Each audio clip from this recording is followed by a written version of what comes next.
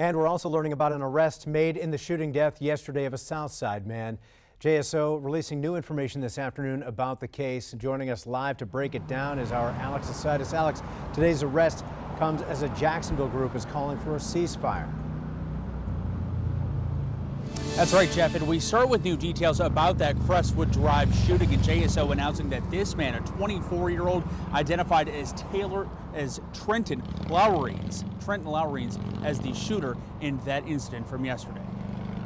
Police say the 24-year-old killed his 44-year-old father, Joseph, who was reportedly sheltered behind a locked door. JSO says Trenton didn't immediately call police, but later admitted to his involvement. Now to that ceasefire called by a Jacksonville group fed up with the violence. We were in Moncrief as leaders of the Northside Coalition called for a week-long end to the gun violence. This a day after that same group said it stands with other civil rights organizations against the call-up of the National Guardsmen. The ceasefire, which is set to run through March 1st, is a grassroots effort Ben Frazier and company say they'll spread through social media and directly in the neighborhoods. Here's Frazier. Talk it out. Put your guns down.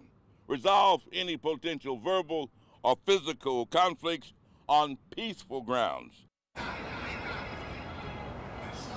And Frazier also making a direct plea to gang leaders. I'll have more on that coming up tonight on First Coast News at 11. But for now, we're live downtown. Alex Asitis, First Coast News, on your side.